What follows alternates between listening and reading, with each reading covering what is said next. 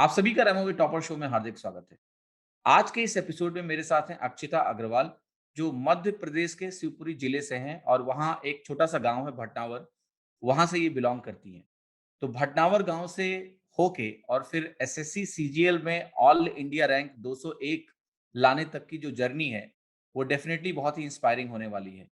इस पूरे इंटरव्यू में हम जानने की कोशिश करेंगे अक्षिता से कि इनकी प्रिपरेशन स्ट्रैटेजी क्या रही, जिससे इन्होंने ऑल इंडिया रैंक 201 हासिल करी। और बहुत खुशी होती है जब हम फीमेल कैंडिडेट्स को देखते हैं टॉप रैंक लाते हुए। ऐसा नहीं कि मेल कैंडिडेट्स को देख के खुशी नहीं होती है, बट चूंकि फीमेल का रिप्रेजेंटेशन थोड़ा कम है एसएससी सीजीएल में, तो इस जैसे एक बड़े कॉम्पिटिटिव एग्जाम में लड़कियों का टॉप रैंक लाना एक बहुत ही अच्छा मैसेज भी है लड़कियों के लिए कि वो ज्यादा संख्या में एग्जाम्स में पार्टिसिपेट करें और अपने भविष्य को बदलने की कोशिश करें। चलिए मिलते हैं अक्षिता से। अक्षिता, आपका बहुत-बहुत स्वागत है। Thank you sir. अक्षिता, मेरा सबसे पहला सवाल आपसे ये है कि कैसा लगा आपको जब आपने देखा कि आपकी ऑल इंडिया रैंक 201 आई है? सर बहुत ही अच्छा लगा और मतलब काइ एक्सपेक्टेड थोड़ा था बट रैंक इम्प्रूव हो जाएगी, 201 हो जाएगी, तो उतना भी मुझे एक्सपेक्टेड नहीं था कि अच्छा इतना हो जाएगा। तो रैंक देख के भी बहुत अच्छा लगा और पोस्ट देख के पोस्ट तो मतलब बहुत 100% मैं श्योर थी कि यही मिलेगी क्योंकि मेरे प्रेफ़रेंस ही उस अकॉर्डिंग दी थी और जब मैंने देखा कि एमई का कट ऑफ इतना ज़्यादा गया है, तो फिर मुझे श्योर था कि मतलब हाँ, ठीक है। बाकी रैंक देखकर तो सर बहुत खुशी हुई थी। तो आपका पोस्ट प्रेफ़रेंस क्या था और आपको कौन-सी पोस्ट मिली है? सर मैंने सबसे पहले एमईए अपनी प्रेफ़रेंस में दी थी।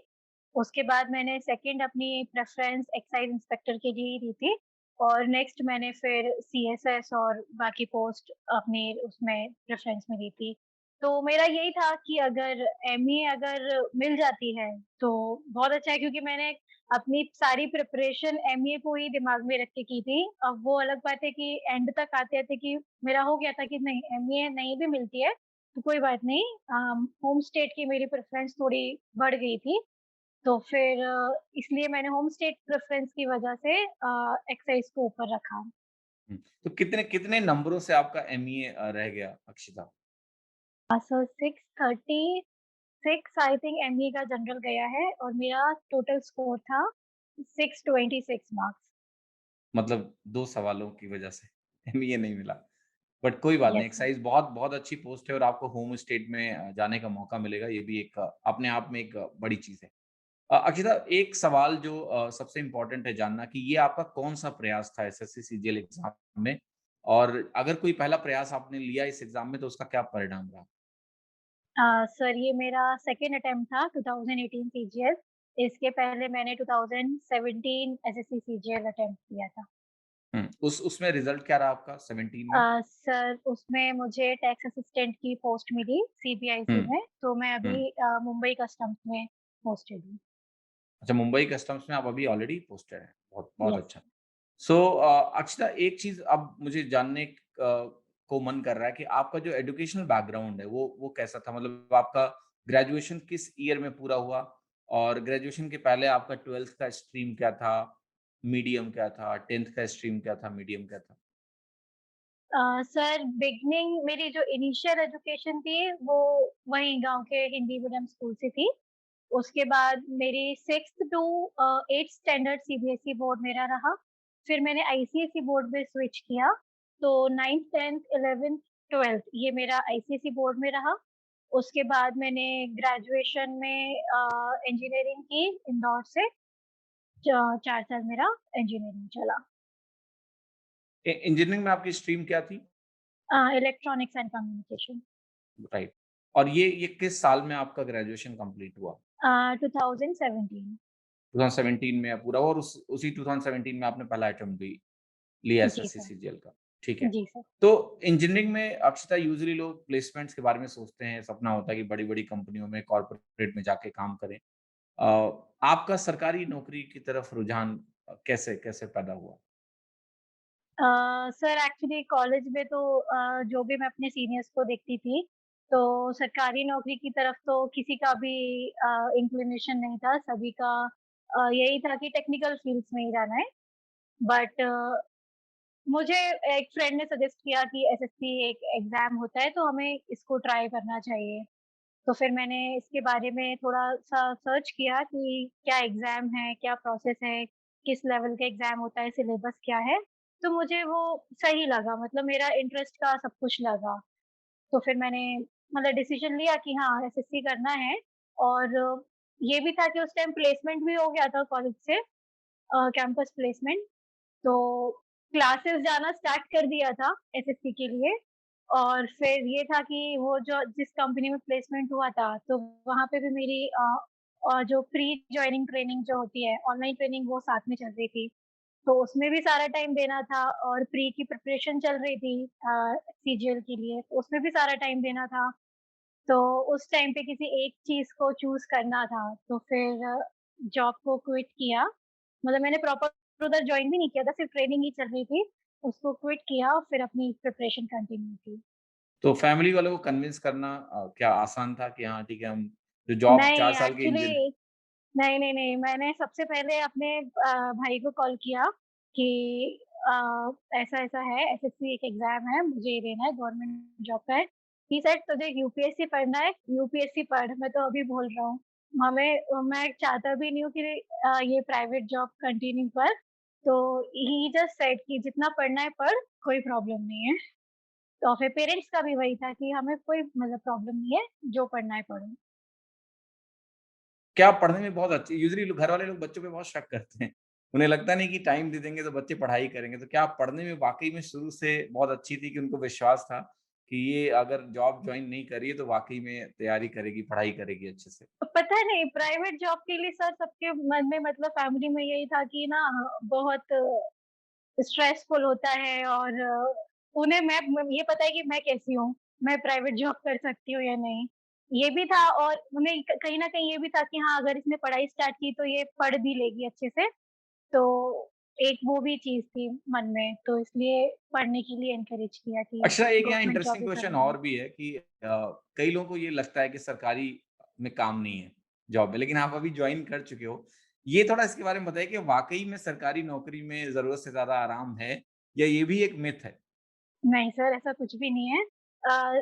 सब कुछ टाइम टू टाइम डिपेंड करता है। जैसे कि अभी तो हमारा मार्च का टाइम था, तो वो मार्च वाले 1 मंथ में इतना काम किया है कि मुझे लगता था ये प्राइवेट जॉब ही चल रही है। फिर थोड़ा वेरी करता है, कभी काम होता है, कभी काम ज़्यादा होता है, कभी काम कम होता है। अभी जैसे कोविड पीरियड में मुझे अल्टरनेट डेज़ जाना होता है। तो वो 1 दिन में इतना काम होता है कि हाँ, वो फ़ील आ जाती है कि ये 1 दिन पहले का भी काम इसमें इंक्लूडेड था। तो ऐसा नहीं है कि काम नहीं है, बट हाँ, कंपेयर टू प्राइवेट एक जो मेंटल कम्फर्ट लेवल होता है, वो इसमें ज़्यादा होता है, ये मैंने फ़ील किया थोड़ा। स्ट्रेस लेवल मतलब कम है ना? स्ट्रेस लेवल कि कम होता है। वो डर नहीं है कि परफॉर्मेंस लिंक्ड इंसेंटिव है या फिर हाँ, जॉब एग्ज़ैक्टली, थ्रेट है कि भाई अगले साल होगी या नहीं होगी, है ना? तो ये एक बड़ा कम्फर्ट है, exactly that's sir. Good, that's good. जी। तो अक्सर जब आपने 2017 एग्ज़ाम की तैयारी शुरू करी, तो शुरुआत जब होती है तो बहुत सारा कन्फ्यूज़न होता है दिमाग में। किस तरीके से आपने 2017 की तैयारी स्टार्ट करी? किस तरह के सवाल दिमाग में थे, कन्फ्यूज़न था? कैसे आपको पता चला कि किस तरह से आपको तैयारी करनी है? बाद में फिर मैं आपसे थोड़ा-सा इलैबोरेट तरीके से 2018 के अटेम्प्ट की बात करूँगा। पहले अपना तैयारी का जो बिल्कुल स्टार्टिंग फेज़ था, जिसमें आपने बेसिक सिलेबस को खत्म किया, इसके बारे में थोड़ा-सा ज़रूर बताइए? जी सर।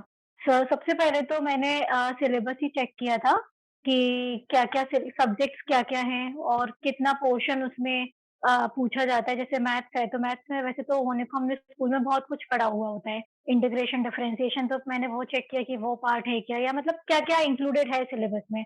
तो बेसिक-बेसिक चीज़ें मैंने देखी, उसके बाद में फिर मैंने कोचिंग्स देखी कि सबसे पहले कि चलो अभी कुछ भी अगर नॉलेज नहीं है तो क्लासेस तो जॉइन करना ही पड़ेगा। तो क्लासेस जॉइन की इंदौर में, फिर वहाँ पे टीचर से गाइडेंस मिलता रहा। धीरे-धीरे प्रिपरेशन करते-करते चीज़ें पता चलने लगी कि क्या एग्ज़ाम की अभी तक की क्या प्रोसेस है। और इवन मुझे एग्ज़ाम की प्रिपरेशन करने से पहले सारी पोस्ट के बारे में भी नहीं पता था। ऊपर-ऊपर से जो सब सभी को पता होता है कि बस कि इनकम टैक्स इंस्पेक्टर बनते हैं और जो हाइप्ड जितनी भी चीज़ें रहती हैं, बस उन्हीं के बारे में पता था। तो ब लेकिन प्रिपरेशन स्टार्ट कर दी थी फुल फ्लो में। तो प्रिपरेशन के साथ-साथ में ही नॉलेज बढ़ी कि प्रीवियस क्या बैकग्राउंड है एसएससी का, कैसे क्या एग्ज़ाम्स होते हुए आए हैं। तो फिर मन में फिर धीरे-धीरे थोड़ा-सा डाउट बनने लगा कि अरे बस भगवान ये वाला अटेम्प्ट अच्छे से हो जाए, फिर चीज़ें सही हो जाएँगी। तो प्रिपरेशन स्टार्ट की, प्री भी दिया, फिर एक स्टेज ऐसी आई तब वो फिर 2017 का स्ट्रगल वाला पीरियड स्टार्ट हुआ, डिले वाला पीरियड स्टार्ट हुआ। तब टेंशन बढ़ना स्टार्ट हुई कि ये कब तक डिले एक्चुअली रहेगा और ये एंड होगा भी या नहीं होगा, इसका क्या रिज़ल्ट निकलने वाला है सीजीएल 17 का। तो वो बहुत कन्फ्यूज़िंग था, लेकिन मीन टाइम में आई थिंक 2018 के लिए भी एप्लीकेशंस आ गई थी, तो फिर 2018 की प्रिपरेशन में बिज़ी हो गए और उसी ड्यूरेशन में 17 की प्रोसेस चली रही थी। तो ये था कि ये भी पता था कि 17 में कितना क्या स्कोर रहेगा, क्या लेवल ऑफ प्रिपरेशन था, तो ये तो सिर्फ़ दिमाग में श्योर था कि नेक्स्ट अटेम्प्ट तो देना ही देना है। तो प्रिपरेशन इस वजह से कभी भी नहीं रुकी, क्योंकि पता था कि अभी इसको कंटिन्यू तो करना ही पड़ेगा। तो सिर्फ़ उस वजह से प्रिपरेशन हमेशा कंटिन्यू रही और जो 17 वाला डिले का पीरियड था, उससे थोड़ा-सा फ़ोकस हटा मतलब, तो वो ईज़ी हो गया थोड़ा 18 की प्रिपरेशन में। तो 17 की तैयारी में आपने एक्स्ट्रा क्या कोचिंग जॉइन करी या किस तरह से आपने तैयारी करी? सर मैंने इंदौर में कोचिंग जॉइन की थी और सिर्फ़ प्री के लिए मैंने कोचिंग जॉइन की, मतलब सभी सब्जेक्ट्स के लिए। उसके बाद मेंस का जो मैथ्स था, वो मैंने सेल्फ ही प्रिपेयर किया। इंग्लिश के लिए मैं अमन सर थे इंदौर में, उनका पूरा मैंने क्लासेस अटेंड की थी। मैथ्स के लिए कोई क्लासेस अटेंड नहीं की थी और मैथ्स के लिए जहाँ भी लगता था, तो यूट्यूब ने बहुत ज़्यादा हेल्प की थी उस टाइम पे तो। तो मुझे जहाँ भी, कभी भी, किसी भी चीज़ की ज़रूरत पड़ी है मैथ्स में क्वेश्चन से रिलेटेड या किसी भी टॉपिक से रिलेटेड, तो मैंने कंप्लीटली यूट्यूब के थ्रू अपनी प्रिपरेशन की है। Great, great. सो आपकी आपकी जो रैंक आई थी 2017 में एक्स्ट्रा वो कितनी आई थी? सर यूआर कैटेगरी में तो ऑलमोस्ट एंडिंग पर ही थी। आई थिंक 4600 समथिंग स्टूडेंट्स थे यूआर में और मेरी 4530 समथिंग अप्रॉक्स मेरी रैंक थी। हुँ। तो आफ्टर 2017 एग्ज़ाम अक्षरा आपने क्या एक जज किया कि मेरी तैयारी में देखो ये तो बहुत अच्छी बात होती है कि लिस्ट में आने से कॉन्फिडेंस आ जाता है कि हाँ, इस एग्ज़ाम को हम क्रैक कर सकते हैं, अगली बार जाएँगे तो और अच्छी रैंक लाएँगे। बट फिर भी ये भी समझ में आता है कि इस अटेम्प्ट में भी शायद बहुत अच्छी रैंक आ सकती थी। तो वो कमियाँ क्या आपको महसूस हुई कि 2017 में हैं, जो आपने 2018 में करेक्ट किया? सर एक तो जीएस वाला जो पोर्शन था, वो मेरा काफ़ी वीक था। तो जीएस पे मैंने बहुत ज़्यादा फ़ोकस किया। करंट अफ़ेयर्स को अपने डेली रूटीन में इंक्लूड किया और बाकी भी जो जीएस की सब्जेक्ट्स होती हैं, उन पर भी अपनी मेहनत बहुत ज़्यादा बढ़ा दी थी। इवन 2017 के टाइम तो सर प्री में ऑलमोस्ट सभी सब्जेक्ट्स का स्कोर बहुत ही एवरेज मैं कहूँगी रहा। सिर्फ़ रीज़निंग में मेरे 40s में मार्क्स थे, बाकी इंग्लिश में ही इवन मेरे 20s में स्कोर था, जीएस में भी 20s में था, मैथ्स में 30s में था। तो ये तो मुझे बिल्कुल क्लियर ही था कि मतलब एक तो प्री के स्कोर की क्या इम्पोर्टेंस होती है, वो भी समझ में आ गई थी। तो इसलिए ये भी था कि भई चारों ही सब्जेक्ट्स को प्री के लिए तो बहुत स्ट्रॉन्ग बना के ही रखना है। और फिर जब मेंस का जो स्कोर था, तो उससे भी क्लियर हुआ कि इंग्लिश, मैथ्स दोनों में ही और इनपुट की ज़रूरत है। तो दोनों में ही का लेवल बढ़ाया और जब फिर बाद में हम देखते हैं कि हमने क्या-क्या मिस्टेक्स की थी अपने पेपर में, तो खुद को रियलाइज़ होता है कि कितनी सिली-सिली मिस्टेक्स हम कर आए हैं और इतनी बेसिक चीज़ थी जो हमको नहीं आई। तो प्रिपरेशन का लेवल बिल्कुल सर बढ़ाया था और अपने वीक पॉइंट्स पता चल ही गए थे कि कहाँ किस सब्जेक्ट में क्या प्रॉब्लम है, मैथ्स में किस पोर्शन में ज़्यादा प्रॉब्लम है, कैलकुलेशन पार्ट में प्रॉब्लम है। मतलब ओवरऑल हर हर सब्जेक्ट को ही एक लेवल अप ले जाना पड़ा था प्रिपरेशन में। तो अक्षता अभी सब्जेक्ट वाइज़ स्ट्रैटेजी की बात मैं करूँगा आपसे कि 2018 में आपने क्या-क्या कंटेंट रेफर किया? तो वन बाय वन शुरू करते हैं। अगर मैं जनरल अवेयरनेस के लिए आपसे पूछता हूँ, तो आपने क्या-क्या रिसोर्सेज़ यूज़ किए जो जो आपके लिए बेनिफिशियल भी रहे? और सब्जेक्ट वाइज़ जीए के बहुत सारे सब्जेक्ट्स हैं। हिस्ट्री, ज्योग्राफी, पॉलिटी, इकोनॉमी, आपका लाइफ साइंस है। तो जी वो सब सर। चीज़ें आपने कैसे तैयार करी? रही, मतलब क्या सोर्सेज़ रहे आपकी तैयारी के? जी सर। सर करंट अफ़ेयर्स के लिए एक तो हमेशा से ही एक रूटीन रहता था कि सुबह उठकर सबसे पहले यूट्यूब पे मतलब 4-5 चैनल्स ऐसे हो गए थे कि यूट्यूब ओपन करो सबसे पहले आपको वही फ्लैश होंगे। तो उठ के सबसे पहले वो 5-5 मिनट की डेली करंट अफ़ेयर्स की वीडियोज़ होती थी। तो वो देखना, उसके बाद में वीकली करंट अफ़ेयर्स की पीडीएफ्स मिल जाती थी, मंथली करंट अफ़ेयर की पीडीएफ्स मिल जाती थी। तो उनको रेगुलरली रिवाइज़ करते रहना, ये एक चीज़ रूटीन में आई थी जीएस में। और जो बाकी हमारी मेन सब्जेक्ट्स होती हैं, तो उसमें साइंस एक्चुअली स्कूल में भी साइंस सब्जेक्ट थी मतलब मेरा साइंस बैकग्राउंड ही था, तो उसमें इतनी प्रॉब्लम नहीं आई। बट जो इकोनॉमिक्स है, ज्योग्राफी है, हिस्ट्री है तो ये पॉलिटी है, तो ये सब मेरा काफ़ी वीक था। तो मैंने यूट्यूब से मुझे कभी-कभी प्रॉपर एक सीरीज़ मिल जाती थी कि इकोनॉमिक्स के पूरे लेक्चर्स मिल गए। तो मैंने वो लेक्चर्स देखे और जैसे लूसेंट की जैसी एक बुक आती है मनोहर पांडे, मेरे को लूसेंट का थोड़ा फ़ॉन्ट वग़ैरह अच्छा नहीं लगता था मतलब वो उससे मुझे सही नहीं लगता था पढ़ना। बाकी सेम ही एक बुक आती है मनोहर पांडे, तो मैंने जीएस की बाकी सारी सब्जेक्ट्स के लिए उस बुक को बहुत अच्छे से रिवाइज़ किया मतलब मल्टीपल टाइम्स बस वो एक ही बुक 2017 की बिगिनिंग से लेकर 2018 की पूरी प्रिपरेशन तक वही एक ही बुक को मैंने पढ़ा है और बाकी यूट्यूब के लेक्चर्स को फ़ॉलो किया है जीएस में तो सर। और मॉक टेस्ट में जो करंट अफ़ेयर्स आती थी, उसको नोट करते थे और मॉक टेस्ट के थ्रू प्रीवियस ईयर क्वेश्चन्स भी सॉल्व हो जाते थे। और अगर कुछ नया क्वेश्चन आया है तो उसको नोट कर लिया करते थे कॉपी में फिर उसका फ्रीक्वेंट रिवीजन होता ही रहता था। सो यहाँ पर मुझे ये जानना है आपके जो मार्क्स थे, मतलब जो आपने बताया 626 के आस-पास टोटल मार्क्स आपके बने। इसमें क्या कितने-कितने मार्क्स आपके आए थे टियर 1 में और वो भी सब्जेक्ट वाइज़ जीएस में कितने नंबर थे? ये ज़रूर बताइएगा इस स्टेज पे। जी सर। सर प्री में मेरा ओवरऑल स्कोर था 190.5 तो ये मेरा नॉर्मलाइज़्ड स्कोर था। ग्रॉस स्कोर मेरा था 162.5 तो जीएस में मेरे 20s में ही मार्क्स थे क्योंकि मेरी शिफ्ट से ही एक अलग ही लेवल वैरायटी ऑफ क्वेश्चन्स आने लगा था नेबरिंग कंट्री का वो कोई प्रिपेयर भी नहीं करके गया था। तो उस वजह से जीएस का बहुत स्कोर कम रह गया। मैथ्स में सर 50 था प्री में स्कोर। रीज़निंग में 42.5 था, बहुत सिली मिस्टेक्स हो गई थी। अदर मतलब इतना अभी भी ऐसा लगता है ना कि वो सिली मिस्टेक्स रीज़निंग में क्यों है अदरवाइज़ 50 ऑन 50 हो सकता था। और इंग्लिश में 47.5 था, तो ये प्री का मेरा स्कोर था। फिर मेंस में इंग्लिश में रॉ स्कोर सर मेरा था 186.5 तो वो नॉर्मलाइज़्ड होके 197.95 हो गया था।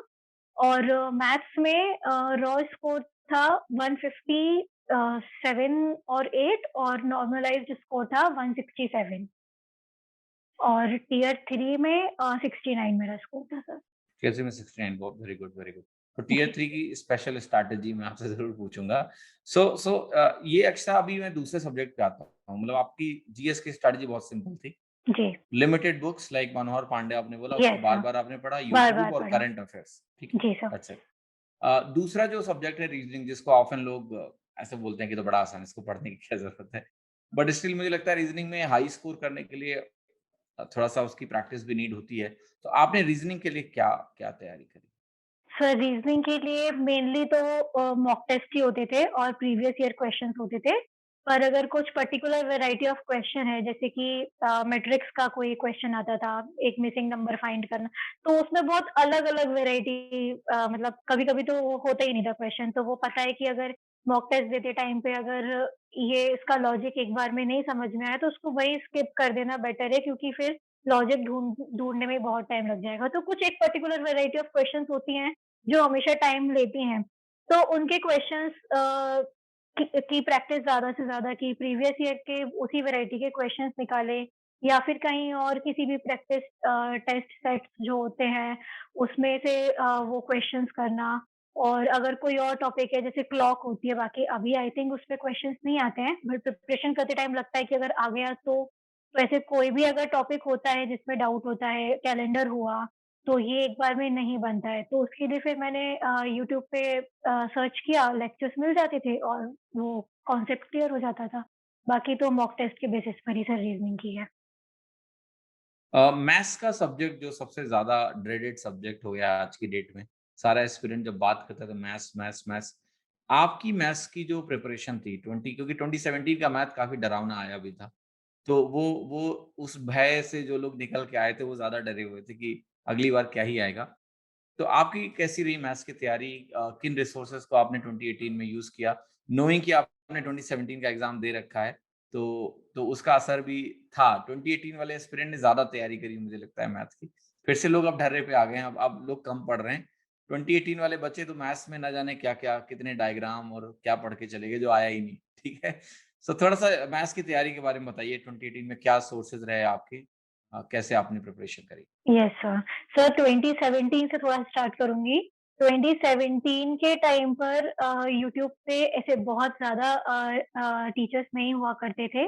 तो सबसे पहले आई थिंक अभिनय सर यूट्यूब पे आए थे, उन्होंने पढ़ाना स्टार्ट किया था।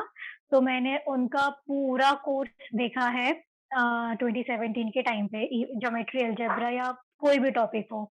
उसके बाद धीरे-धीरे एजुकेटर्स यूट्यूब पर आना स्टार्ट हुए और 2017 के पेपर को देखने के बाद में ये क्वेश्चन सॉल्विंग अलग-अलग टेक्निक्स आने लगी। अब पता नहीं पहले भी आती थी या नहीं, अब यूट्यूब पे देखने को पहली बार ही मिल रही थी ऐसे कि वैल्यू वैल्यू पुटिंग मेथड हो गया और कैलकुलेशन ईज़ी बनाने के तरीके हो गए। आपकी सीरीज़ आई थी प्रीवियस ईयर क्वेश्चन्स को सॉल्व कराने की कोई हुँ। सीरीज़ आई थी तो उसको भी देखा था तो तब रियलाइज़ होता था कि अरे! इसकी कैलकुलेशन तो इतनी ईज़ी तरीके से भी हो सकती है। ऐसे ही एक मोहित गोयल सर हैं, तो वो भी कुछ ट्रिक्स मतलब एक टेक्निक्स आने लग गई थी धीरे-धीरे कि वैल्यू पुटिंग जैसे मुझे याद आ रहा है। और भी मल्टीपल वाली चीज़ें होती हैं कि ऑप्शन से हम कैसे सॉल्व करते हैं, तो ऐसे ना उस टाइम पे बहुत सारे तरीके मार्केट में आ रहे थे। और 17 का डिले इतना हो गया था कि हम लोगों को एक्सप्लोर करने का टाइम बहुत अच्छे से मिल गया था। तो जहाँ से जो भी कंटेंट मिलता जा रहा था, बस हम लोग सीखते जा रहे थे। पवन राव सर की मल्टीप्लिकेशन की 3 डिजिट 3 डिजिट मल्टीप्लाई कैसे करना है, मतलब इस तरीके की जहाँ-जहाँ से भी सिम्प्लीफाइड चीज़ें करने को हमको मिलती थी, तो वो हमेशा फ़ॉलो किया। और अगर बुक्स की बात करूँ तो मैथ्स में मैंने एक तो सबसे स्टार्टिंग में तो राकेश यादव सर की जो हम बुक फ़ॉलो करते हैं वो की है। वो बुक मैंने ज़्यादा नहीं की, उनके जो क्लास नोट्स की एक पीडीएफ सभी के पास रहती है, वो पीडीएफ मैंने बहुत बार की है। और यूट्यूब पे अगर मैं बात करूँ तो मुझे अभिनय सर का कोर्स मिल जाता था। आपकी कोई अच्छी सीरीज़ दिख जाती थी, वो सीरीज़ पूरी फ़ॉलो करना है, जितना भी एक लेक्चर से सीख सकते हैं हम अलग-अलग चीज़ें। भले ही वो एक क्वेश्चन में आपने बताई है, कोशिश ये रहती थी कि हर जगह इस चीज़ को अप्लाई करने की कोशिश रहती थी। और ऑफ़लाइन सोर्सेज़ में तो सर मैथ्स में यही था। अभिनय सर की मैंने बुक मँगाई थी, उसमें सारे चैप्टर्स नहीं किए थे, कुछ-कुछ पोर्शन ही मैंने उसमें से किया था। और 18 के टाइम पे भी यही 18 के टाइम पे प्रैक्टिस के लिए तो सर मेनली मॉक टेस्ट के थ्रू प्रैक्टिस हुई है। और अगर मुझे कहीं से पीडीएफ्स मिल जाती थी अच्छे क्वेश्चंस की जो रिपीटेड ना हो, तो वो पीडीएफ्स को रिपीटेडली किया करते थे। तो अक्षर मैथ्स में आपने नोट्स बनाए थे क्या? मतलब कि फार्मूला लिस्ट और जी क्वेश्चंस सर। की लिस्ट कैसे किस तरह से आपका नोट मेकिंग स्ट्रैटेजी क्या था? मैथ में बच्चे कई बार यही पूछते हैं कि नोट्स कैसे बनाया? मैंने जीवन में कभी नोट्स नहीं बनाए, तो मैं उनको कुछ बता नहीं पाता हूँ, ठीक है? तो नहीं सर तो नोट घुमा-फिरा के आंसर देता हूँ मैं कि यहाँ बना लो, जो मना है लिख लेना।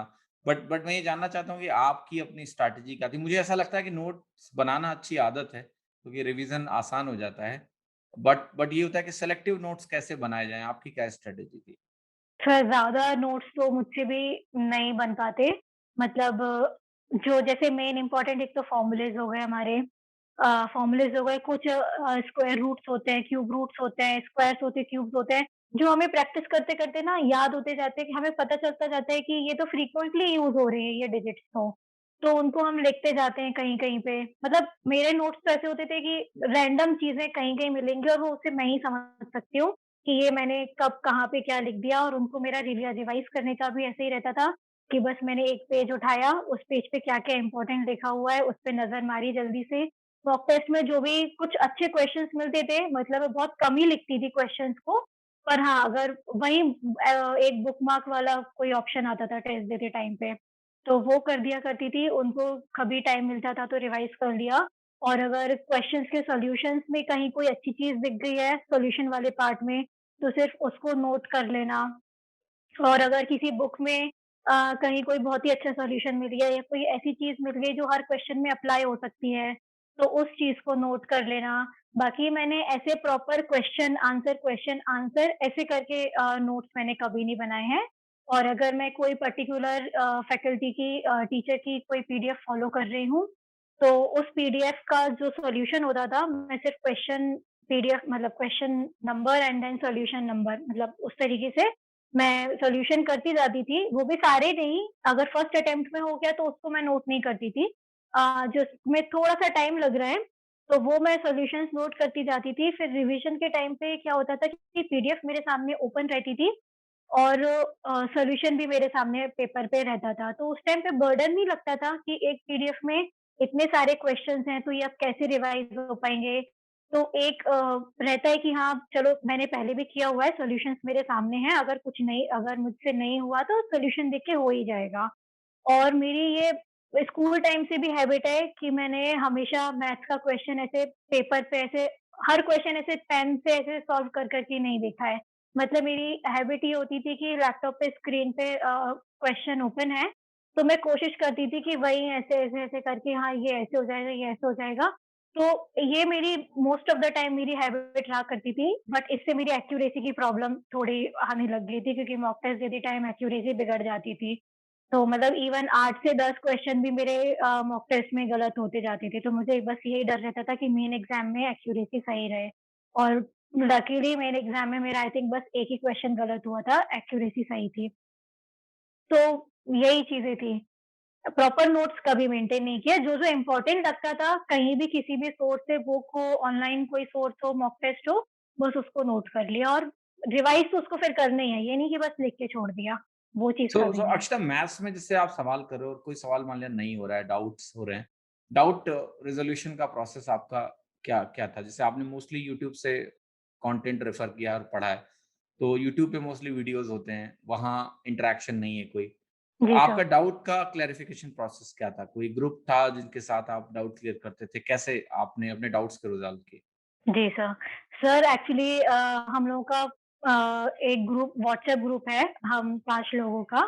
तो चाहे कोई मॉक टेस्ट एनालिसिस हो या किसी भी सब्जेक्ट में कोई भी क्वेरी हो, हम लोग ग्रुप में शेयर कर देते थे, और जो भी उस टाइम पे फ्री होता था या जब भी कोई भी फ्री हुआ, तो वो डाउट कोई ना कोई सॉल्व कर ही देता था। तो डाउट हमेशा ही ऐसे ही सॉल्व किया, और पहले कोशिश यही रहती थी कि खुद ही सॉल्व करो। अगर टाइम लग भी रहा है तो चलो ठीक है, स्टार्टिंग में टाइम लगने देती थी मैं। बट अगर लग रहा है कि नहीं, ये नहीं हो रहा है, और अगर टाइम लगने के बाद भी हो गया, तब भी कोशिश ये रहती थी कि क्या ये किसी भी तरीके से कम टाइम में किया जा सकता है। तो उस चीज़ के लिए भी मैं अपने फ्रेंड्स को रेफर करती थी क्वेश्चन कि मतलब ये तुमने कैसे किया, तुम कैसे करोगे इस चीज़ को? तो उससे बहुत हेल्प हुई सर।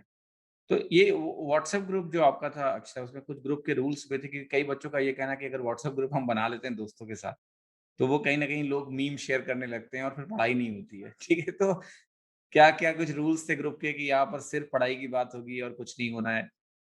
नहीं सर, ऐसा रूल वगैरह तो कुछ भी नहीं था। हम लोग इवन मतलब अभी हम 5 पाँचों ही सिलेक्टेड हैं, और ये उस टाइम से हम लोगों का ग्रुप था, वो अभी तक कंटिन्यू है। और हमें मतलब वो ग्रुप बना ही पढ़ने की वजह से था। मतलब अलग-अलग सोर्सेज़ की वजह मतलब प्लेटफ़ॉर्म से हम लोग ऐड हुए। कोई किसी कोचिंग में था, कोई किसी और कोचिंग में था। तो हम लोग ऐसे करके हमने अपना एक ग्रुप बनाया, डाउट डिस्कशन के लिए बनाया था। तो और सभी लोग उसमें सीरियस थे पढ़ाई के लिए, मतलब ऐसा कोई भी नहीं था, एक इंसान भी ऐसा नहीं था कि जो ऐसे ही टाइम पास के लिए कोई आ रहा है या बातें-बातें हम कर रहे हैं। तो पढ़ाई की ही बात होती थी, लेकिन ये भी था बॉन्डिंग सभी से इतनी अच्छी हो गई कि अगर किसी का मूड भी खराब है, तो फिर वो मूड फ्रेश भी वहीं ग्रुप से ही होता था। बाकी कई कई लोगों के लिए ऐसा होता है कि मतलब ये चीज़ें बहुत डिस्ट्रैक्टिंग हो जाती हैं, बट हाँ, मेरे लिए तो बिल्कुल भी नहीं था वो, मतलब one of the best parts था प्रिपरेशन का। दैट्स गुड, लाइक माइंडेड अगर लोग तैयारी में मिल जाएँ तो सफ़र आसान हो जाता है। Yes sir. अगला जो सब्जेक्ट है एक्स्ट्रा इंग्लिश, कैसा जब आपने तैयारी शुरू करी तो आप इंग्लिश में क्या आपका अंडरस्टैंडिंग था? इंग्लिश में कितनी कम्फर्ट थी आपकी? और कम्फर्ट होने के बावजूद भी कई बार होता है जो एसएससी की इंग्लिश है उसमें बहुत कुछ सीखने की ज़रूरत है, ग्रामर के रूल्स हैं, देन वोकैब्युलरी है, एन नंबर ऑफ थिंग्स। तो आपकी इंग्लिश की स्ट्रैटेजी क्या थी? रिसोर्सेज़ क्या आपने यूज़ किए? इंडिविजुअल सेक्शंस जैसे वोकैब्युलरी हुआ, कॉम्प्रिहेंशन हुआ, पीक्यूआरएस हुआ, इन सबको कैसे आपने तैयारी तैयारी करके इंश्योर किया कि आपके मार्क्स भी 180s में गए जो कि बहुत अच्छे नंबर है इंग्लिश में, तो थोड़ा-सा इसके बारे में ज़रूर बताएँ? जी सर। सर एक्चुअली इंग्लिश में जो मेरा स्कूलिंग थी, आईसीएसई बोर्ड का मुझे बहुत ज़्यादा बेनिफिट मिला। मतलब ग्रामर रूल्स मुझे कुछ नहीं आते थे, लेकिन जो एक अंडरस्टैंडिंग होती है जब हम कॉम्प्रिहेंशन वाला पार्ट सॉल्व करते हैं या इवन एरर डिटेक्शन के जो क्वेश्चन्स होते हैं, स्टार्टिंग में मेरा ये था कि मुझे पता होता था कि इस क्वेश्चन में इस पार्ट में एरर है, बट मुझे एरर नहीं पता होता था कि क्या एरर है। बस मुझे वो एक स्टार्टिंग से ही स्कूल में इतने अच्छे से चीज़ें पढ़ी हुई थी कि मतलब वो एक फ्लो बना हुआ था दिमाग में कि हाँ, यहाँ पे एरर है, बस एरर नहीं पता होता था। लेकिन जैसे-जैसे प्रिपरेशन को आगे बढ़ाया और ज़्यादा सीरियसली इंग्लिश को लेना स्टार्ट किया, ग्रामर रूल्स पढ़ना स्टार्ट किए, तो फिर प्रॉपर रूल्स के अकॉर्डिंग भी चीज़ें समझ में आने लगीं।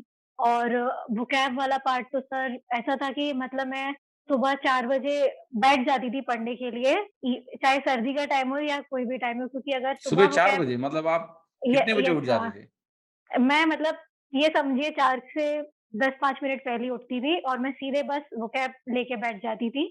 और यूजुअली इवन तैयारी के दौरान लोग रात भर पढ़ाई करते हैं, मतलब आप रात भर सोते थे और सुबह यस सर, मेरा ऐसा गुड, था गुड। कि मेरा 5 से 6 बजे मेरा दिन खत्म हो जाता था।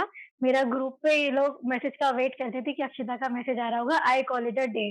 बस मेरा हुँ। वो हो जाता था और मैं सुबह 4 बजे बैठ जाती थी और एटलीस्ट 2 घंटे मतलब मेरा वोकैब के मैं पेजेज़ पलटती रहती थी। तो उस चीज़ से ये होता था कि वोकैब आप भूलोगे नहीं, अदरवाइज़ ये होता है कि वोकैब पढ़ते सभी लोग हैं, बट वो आधा मीनिंग याद है, आधा मीनिंग याद नहीं है, तो वो कन्फ्यूज़न की वज़ह से हम गलत अटेम्प्ट कर जाते हैं उसपे, नेगेटिव मार्किंग हो जाती है। तो ये हुआ और इंग्लिश के लिए तो रिसोर्सेज़ भी काफ़ी थे, मतलब एक तो नीतू मैम की बेसिक वॉल्यूम 1, वॉल्यूम 2 होती है, मतलब वो तो कंपल्सरी है। वो तो हर इंसान को मतलब याद होनी ही चाहिए। उसके बाद में एमबी पब्लिकेशन की वोकैब होती है, वो पूरी पढ़ी। उसके बाद और वोकैब का लेवल अच्छे से हाई करने के लिए एसपी बख्शी की बुक आती है। तो मतलब उसकी वोकैब करने में बहुत मेहनत लगी थी। काफ़ी अच्छे वर्ड्स होते हैं और उससे हेल्प भी हुई एग्ज़ाम में। रिपीटेड होती है वोकैब एग्ज़ाम में, बट जो वो 1-2 क्वेश्चन ही जो नॉन रिपीटेड होते हैं, वही हमको हेल्प करते हैं स्कोर गेन करने में। तो वोकैब मैंने मतलब फ्रीक्वेंटली एक तो रिवीज़न मैंने अपने डेली रूटीन में बनाए रखा, इसलिए मेरी वोकैब अच्छी से हुई। और कॉम्प्रिहेंशन वाले पार्ट में ये था कि प्रैक्टिस बहुत की। प्रैक्टिस एक तो मॉक टेस्ट के थ्रू होती थी और ऑफलाइन सोर्सेज़ बुक्स वगैरह से तो मैंने इतनी इंग्लिश की प्रैक्टिस नहीं की, प्रैक्टिस मेनली मॉक टेस्ट के थ्रू और प्रीवियस ईयर जो भी पेपर्स हुआ करते थे, उ उनके थ्रू प्रैक्टिस की है। और जो मैंने सर की कोचिंग की थी इंदौर में, वो सर के नोट्स को प्रॉपर फ़ॉलो किया। पूरी अपनी 17 की और 18 दोनों प्रिपरेशन में इंग्लिश के लिए अमन सर के नोट्स फ़ॉलो किए थे और वोकैब के लिए ये जो मैंने अभी सोर्सेज़ बताए हैं, वो सभी थे सब। न्यूज़पेपर रीडिंग भी आपने की है क्या? क्योंकि लोग बोलते हैं रीडिंग से काफ़ी फ़ायदा होता है इंग्लिश इम्प्रूवमेंट में, बट एक एस्पिरेंट के लिए ये भी चैलेंज होता है कि वो दिन भर उसको पढ़ाई करनी होती है। वो रीडिंग के लिए अलग से टाइम कई बार लोग नहीं निकाल पाते हैं। तो मैं जानना चाहता हूँ आपने क्या कोई स्पेसिफिक रीडिंग की थी इंग्लिश के लिए या फिर नहीं? सर, मुझे मतलब ऐसा लगता नहीं है कि न्यूज़पेपर रीडिंग से हम प्रिपरेशन के टाइम पे चीज़ें इम्प्रूव कर सकते हैं। अगर कोई स्टूडेंट अपनी स्कूल टाइम से ही या कॉलेज टाइम से ही वो पहले से ही अगर उनकी हैबिट्स ये बनी हुई हैं न्यूज़पेपर रीडिंग की, तो वो उनको प्रिपरेशन के टाइम पे बहुत अच्छे से हेल्प करेंगी। लेकिन इस चीज़ को प्रिपरेशन करते हुए डेवलप करना, तो वो थोड़ा टाइम कंज्यूमिंग प्रोसेस हो जाएगा और हमारे पास ऑलरेडी पढ़ने के लिए बहुत सारी चीज़ें होती हैं। तो मतलब मैंने तो न्यूज़पेपर रीडिंग नहीं की कभी भी। फ़ोन में ऐप्स होती थी, तो कभी बैठे हैं, बिल्कुल भी पढ़ने का मन नहीं हो रहा, तो ऐप्स को ही स्क्रॉल करते रहना। तो उस तरीके से मैंने किया। न्यूज़पेपर तो मतलब मुझे ऐसा मतलब ट्राई किया था 2-3 बार, बट बहुत टाइम कंज्यूमिंग लगता था। फिर लगता था कि अब इसके अलग से नोट्स बनाओ, न्यूज़पेपर के लिए और फिर एक अलग ही बर्डन हो जाएगा और वही वर्ड्स कहीं न कहीं आपको मिल ही जाएँगे अगर आप अच्छे से सोर्सेज़ फ़ॉलो कर रहे हैं, तो अलग से पेपर लेके नहीं बैठना पड़ेगा। ये मतलब मुझे लगता था, बाकी कई लोगों को हेल्पफुल हो भी सकता है।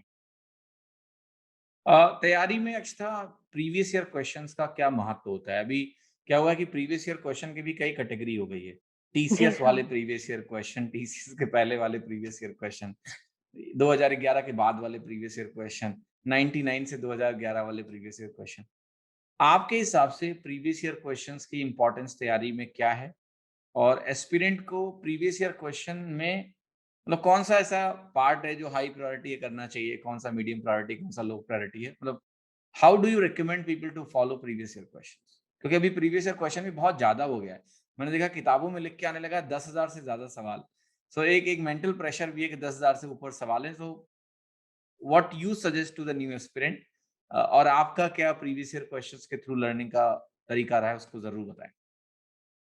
सर 17 के टाइम पे जैसे कि न्यू ही थे प्रिपरेशन में, तो एक सभी लोग ही बोलते थे कि प्रीवियस ईयर क्वेश्चन करना है, करना है।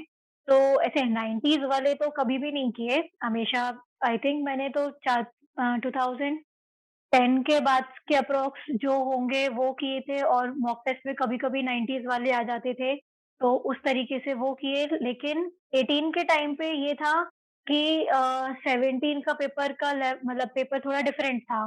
तो उस वजह से पुराने ज़्यादा प्रीवियस ईयर्स पे फोकस ज़्यादा नहीं किया, बल्कि 17 के पेपर को एनालाइज़ किया कि जैसे 17 के ट्रिग्नोमेट्री के most of the questions I think value putting से हो रहे थे।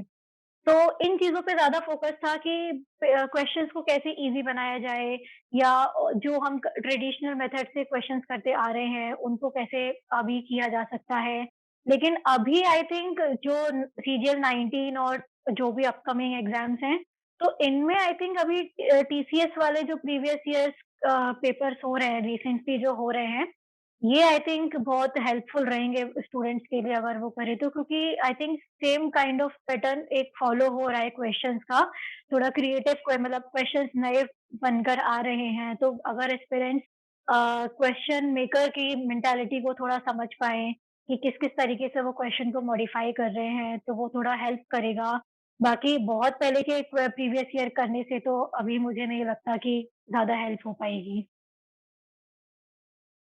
अक्षता एक और चीज़ मैं जानना चाहता हूँ mock test everyone says is so important for the preparation.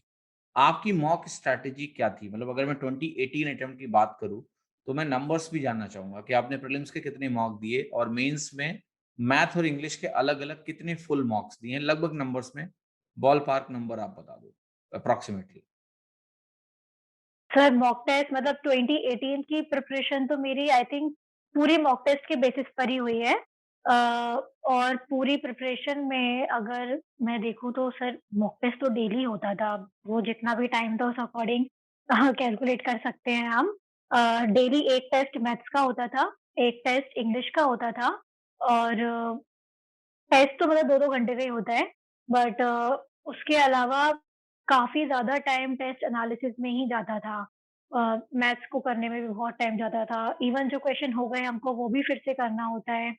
English में बहुत सारी चीज़ें नोट करनी होती हैं और प्रीवियस टेस्ट में हमारा क्या स्कोर था, अभी क्या इम्प्रूवमेंट हुआ है, तो वो चीज़ें बहुत नोट करनी होती थी। आपके फ्रेंड्स में आपके आपसे ज़्यादा किसके मार्क्स आए, उसकी चिंता होती थी। फिर उनके क्यों आए, उसकी चिंता होती थी, वो पता करना होता था। तो वो डिस्कशन हम लोगों का होता था और मॉक टेस्ट सीरीज़ भी हम लोगों ने ली हुई थी। तो हम लोग सेम टेस्ट डिसाइड कर देते थे कि आज सभी लोग ये वाला मॉक टेस्ट देंगे। तो टेस्ट देने के बाद में फिर सभी लोग स्कोर कंपेयर करके और फिर क्वेश्चन का मतलब पेपर एनालिसिस करते थे पूरा। और सर स्कोर अगर मैं देखूँ तो मैथ्स में तो बहुत वेरी करता था, मतलब डिपेंड करता था कि किस वेबसाइट का, किस ऐप का हम टेस्ट दे रहे हैं, तो स्कोर बहुत वेरी करता था मैथ्स में तो। परसेंटाइल रेंज क्या रहती थी आपकी? परसेंटाइल रेंज 90 प्लस रहती थी। वही मैटर करती थी, मतलब रैंक कितनी आ रही है, मतलब स्कोर अगर कभी 150 भी आ गया और अगर पता है कि 1000 स्टूडेंट्स ने दिया है और अगर अंडर 100 में मैं हूँ, तो फिर थोड़ा ठीक लगता था कि हाँ, चलो ठीक है, अब स्कोर कम भी है तो लगता था कि चलो ठीक है पेपर ही टफ होगा।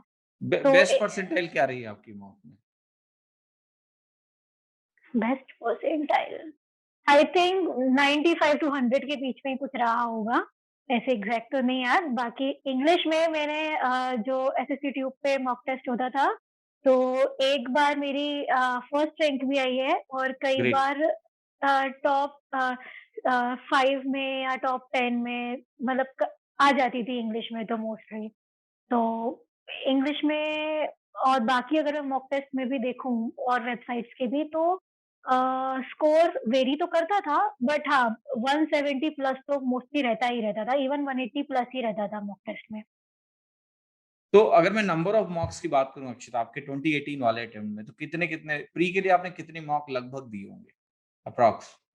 प्री के लिए अप्रॉक्स अगर मैं 1 महीने पहले की बात करूँ, 30 दिन हमारे पास हैं, तो मॉक टेस्ट तो मैंने 1 महीने अगर एग्ज़ाम के 1 महीने पहले तो डेली टेस्ट दिया है और उसके पहले वन्स अ वीक जो वीकली मॉक टेस्ट हुआ करते थे, तो वो मैं देती थी। मतलब सैटरडे संडे हमेशा मेरा मॉक टेस्ट के लिए रहा करता था और एनालिसिस भी सैटरडे संडे में ही होता है और प्री की जो भी पढ़ाई प्री के टाइम पे जो पढ़ाई हुआ करती थी, वो बाकी वीकडेज़ में हुआ करती थी। रिविज़न और मॉक टेस्ट का काम सैटरडे संडे में मैं रखती थी सब।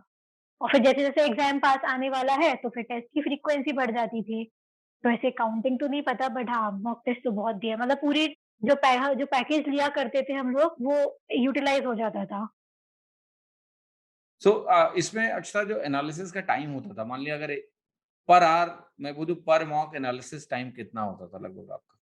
अगर 1 घंटे का मॉक है प्री का लेट्स से एनालिसिस की में कितना टाइम आप देते थे? हाँ, अगर प्री का 1 घंटे का मॉक है, तो 1 घंटे से लेके डेढ़ घंटे तक का टाइम लग जाता था, डिपेंडिंग कि रीज़निंग में कितने ऐसे ट्रिकी क्वेश्चन्स आए हैं या मैथ्स में कितने ट्रिकी क्वेश्चन्स आ गए। कभी-कभी आधे घंटे में भी हो जाता था, अगर कुछ ज़्यादा नहीं है उसमें एनालाइज़ करने के लिए। और मेंस के टाइम पे मैथ्स का 2 घंटे का टेस्ट है, तो 2 घंटे निकल जाते थे क्योंकि टेस्ट सीरीज़ बहुत टफ हुआ करती थी। मुझे याद है हम लोगों ने 2018 में अड्डा 247 की टेस्ट सीरीज़ परचेज़ की थी, तो उसमें लेवल ऑफ क्वेश्चंस बहुत अच्छा था। आपका सुपर मॉक आता था, तो वो सुपर मॉक भी हम लोग दिया करते थे। तो टेस्ट टू टेस्ट वेरी करती थी चीज़ें, पर फिर भी मैथ्स में डेढ़ 2 घंटा तो मिनिमम हम लगा देते थे हर एक क्वेश्चन को एनालाइज़ करने में कि भाई अगर हो पहले भी हो कि एग्ज़ाम टाइम में भी, तो पर अभी इसको और कम टाइम में कैसे करना है, वो मेन मोटिव रहता था। और इंग्लिश में ये था कि 1 घंटे में इंग्लिश हो जाता था मेंस वाला 2 घंटे का पेपर, 1 घंटे में एनालाइज़ हो जाता था। और जो बाकी टाइम बचता था दिन का टेस्ट देने और एनालाइज़ करने के अलावा, वो फिर रिवीजन में जाता था कि जो भी कंटेंट आपके पास इकट्ठा हुआ है, उसको बस रिवाइज़ करना है, पेजेज़ पलटने हैं मतलब रिवाइज़ करना है। और अगर कोई टॉपिक वीक लग रहा है, तो फिर उसकी प्रैक्टिस भी करना है। और अक्सर मॉक प्लानिंग आपकी क्या थी? मतलब प्रीलिम्स में यूजुअली सबके सेक्शन फाइनल होते हैं, पहले ये, फिर ये, फिर ये, फिर ये। इतने टाइम में ये काइंड ऑफ वो क्या था मतलब आपका क्या था प्लान उसमें? वो स्टार्टिंग में तो सारे ऑर्डर्स एक्सपेरिमेंट किए थे कि चलो पहले इंग्लिश भी दे के देख लेते हैं, पहले मैथ्स भी दे लेते हैं। बट मेरा यूजुअली यही रहता था कि जीएस को 5 से 6 मिनट में या 7 मिनट में मैक्सिमम फिनिश करना है। इंग्लिश का ये रहता था कि 15 टू 20 मिनट्स इंग्लिश मतलब मैथ्स के लिए मैं कोशिश करती थी कि हाफ एन आवर में बस बचा लूँ कैसे भी करके, भले ही उसमें से मुझे यूटिलाइज़ 20-25 मिनट्स ही हों, बट मेरी कोशिश ये रहती थी कि कम ही टाइम पड़ना चाहिए, तो मैं हाफ एन आवर प्री में मैथ्स के लिए बचाती थी और जो बाकी टाइम होता था मतलब 15 मिनट्स मेरा रीज़निंग में अगर मैं दूँ, जीएस में 5 मिनट से ज़्यादा मैं नहीं देती थी और रीज़निंग में भी कोशिश रहती थी कि बस जल्दी से जल्दी करना है, अगर कोई क्वेश्चन बीच में अटकने वाला है तो उसको वहीं स्किप कर दो और फिर अगर मैथ्स में से टाइम बच गया तो वापस एक बार जो पीछे छूटा हुआ है, वो आकर कर दो। मतलब मैथ्स में मुझे ऐसा होता था कि प्रेशर नहीं चाहिए, टाइम चाहिए मैं कर दूँगी। बस पर ऐसा जल्दबाज़ी नहीं होनी चाहिए, तो मैं टाइम सेव करके रखती थी। वही चीज़ सर मेंस में थी। तो प्रीलिम्स आपके प्लान के हिसाब से ही गया या वहाँ कुछ हाँ। मेजर इश्यूज़ आए? नहीं सर, मतलब जो मैं ऑर्डर सोच कर गई थी सीक्वेंस कि पहले मुझे जीएस ही करना है और फिर इंग्लिश करना है, रीज़निंग करना है, मैथ्स करना है, मैंने उसी अकॉर्डिंग किया। बट ये होता है कि वही हुआ कि अगर जीएस का पैटर्न कुछ अगर क्वेश्चंस नहीं बने तो आप डिमोटिवेट हो जाओगे। लेकिन 17 के टाइम का थोड़ा एक्सपीरियंस था और सब टीचर्स भी इतना गाइड करके रखते हैं, अगर फर्स्ट जो आप पार्ट अटेम्प्ट कर रहे हो, अगर वो भी नहीं बन रहा है, तो उसकी वजह से आपका बाकी पेपर अफ़ेक्ट नहीं होना चाहिए। तो और हुआ यही कि जीएस में अलग-अलग वैरायटी के क्वेश्चन्स आने लगे जो कभी नहीं देखे थे कि नेबरिंग कंट्रीज़ के पेंटर्स, पॉलिटिशियंस और उस टाइप के क्वेश्चन्स। तो डर तो लग रहा था, पर ये भी पता था कि चलो कोई बात नहीं, बाकी लोगों से भी नहीं बन रहा होगा, कोई नहीं पढ़ कर आया होगा। तो बस इस होप में पेपर दिया और वो आगे बढ़ता गया। फिर धीरे-धीरे अपने सेक्शंस आते गए इंग्लिश, मैथ्स, रीज़निंग, फिर हो गया उस फ्लो में। और मेंस का अगर मैं बात करूँ मैनेजमेंट की, अगर मेंस के पेपर की, तो उसमें आपके 100 क्वेश्चन्स हैं। सिंगल सब्जेक्ट इंग्लिश में 200 हैं। इंग्लिश में मुझे नहीं लगता मैनेजमेंट में किसी को इश्यू आता है, सब लोग टाइम बचा लेते हैं ना? बट मैथ्स में एक होता है कि आपको अपने माइलस्टोन्स देखने पड़ते हैं कि जैसे मैंने देखा कुछ टॉपर्स हैं जिन्होंने बताया कि वो 1 आवर माइलस्टोन देखते हैं कि 1 घंटे में उनके कितने सवाल हुए हैं, है ना? 60 हुए हैं या 65 का टारगेट वो रखते हैं कुछ भी। सो आपका मेंस में माइलस्टोन टारगेट क्या था? मतलब कैसे आप ये चेक करते थे कि आप सही जा रहे हो कि नहीं जा रहे हो?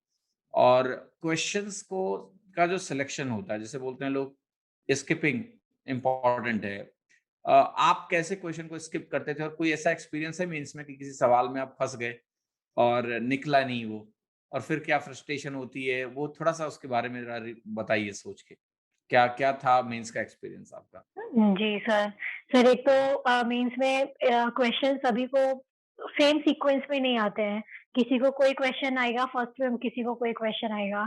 तो जैसे ही क्वेश्चन स्क्रीन पे आना स्टार्ट होते हैं, तो एक तो ये मेंटली पहले हमको प्रिपेयर होना बहुत ज़रूरी है कि चाहे शुरू के 10 सवाल आपको जो पेपर में टफेस्ट आते हैं, वो भी क्यों ना आ जाएँ, आपको मतलब उनकी वजह से डिमोटिवेटेड नहीं होना है, अगर नहीं बन रहे हैं 10 कोई बात नहीं, लेकिन उसकी वजह से जो बाकी 90 हैं उसको सैक्रिफाइस नहीं कर सकते।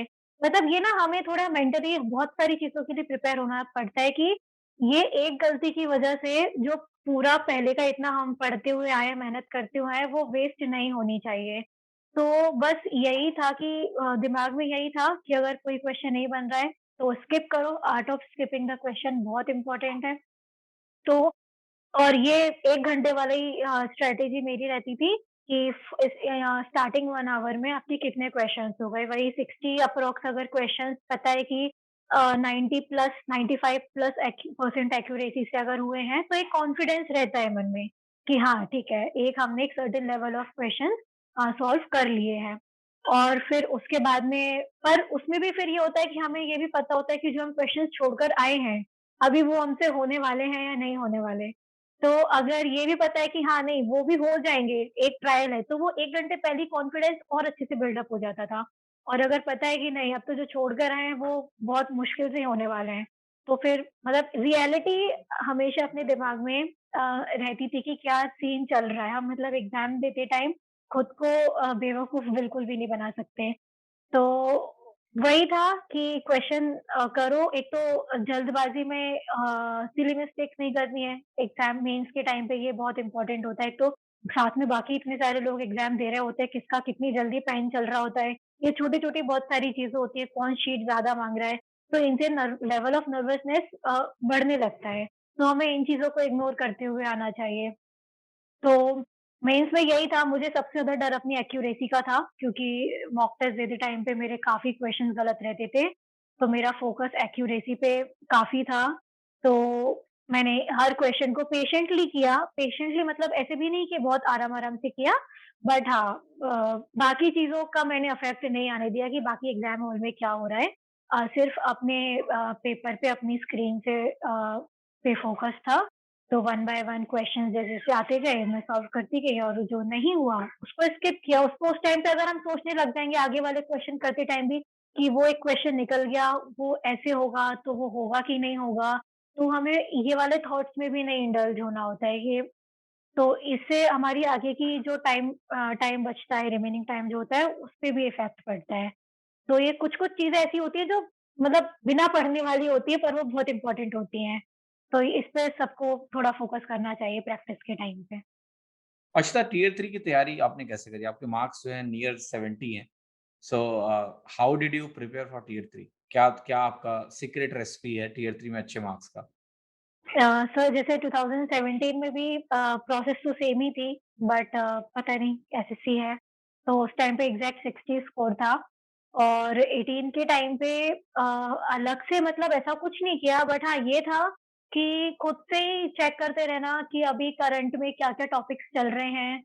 मतलब सेल्फ मैंने कंटेंट निकाला था, ये नहीं था कि कहीं से भी यूट्यूब पे कोई टियर 3 की डिस्क्रिप्टिव की सीरीज़ चल रही है, तो उनकी सेम लाइन्स कॉपी पेस्ट करना। हाँ, ये ज़रूर था कि जो कोटेशंस होते हैं, तो वो तो सेम ही रहेंगे, बट उसमें भी कोशिश रहती थी कि उस कोटेशन को हमें किस तरीके से यूज़ करना है।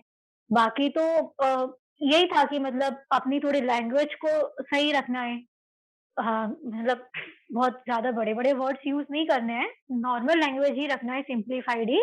बट एक मेरा ये होता था ग्रामेटिकल एरर्स नहीं करना है।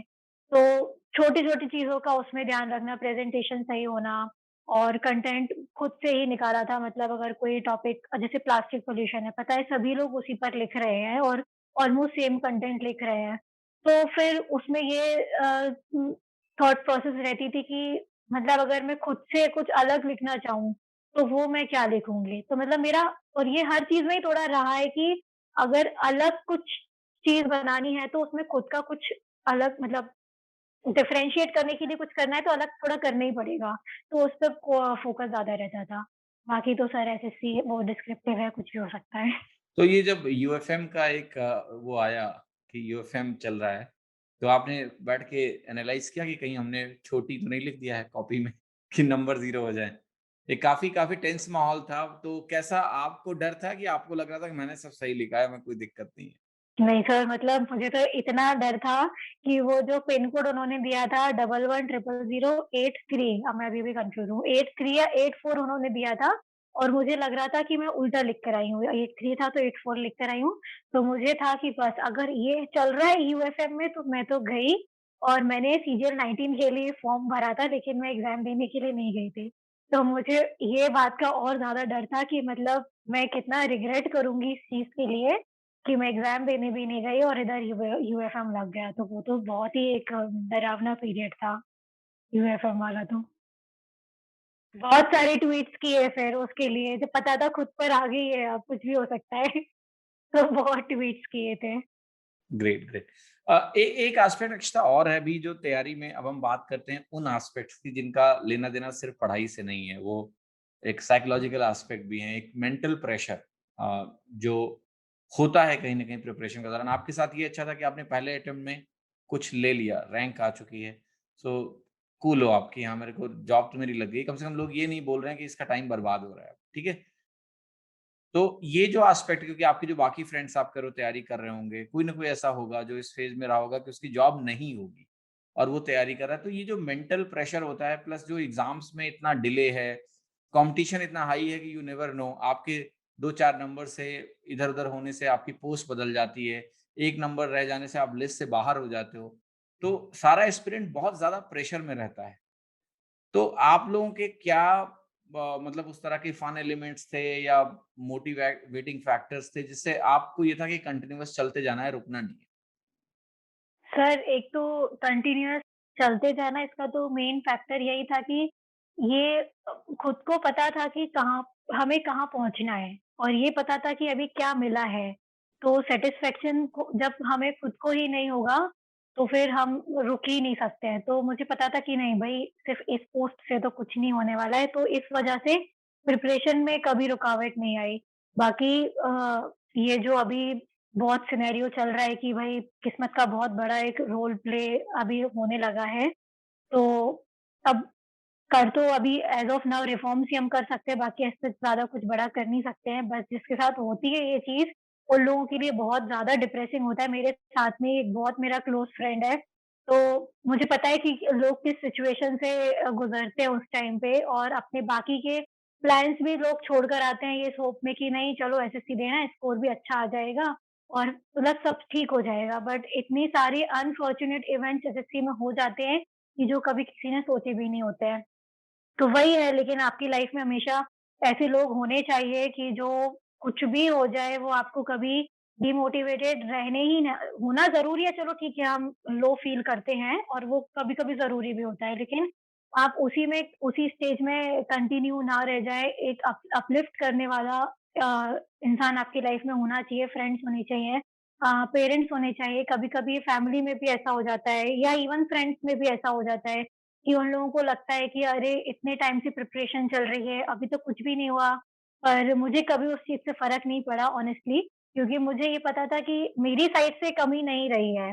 अगर मेरा 17 में भी सिलेक्शन नहीं होता तो मतलब दुःख होता, बट आई थिंक उतना नहीं होता। और जो डिले भी हुआ तो मतलब ये मुझे हमेशा रहता था कि मेरी साइड से कोई कमी नहीं रही है, मेरी गलती कभी नहीं थी।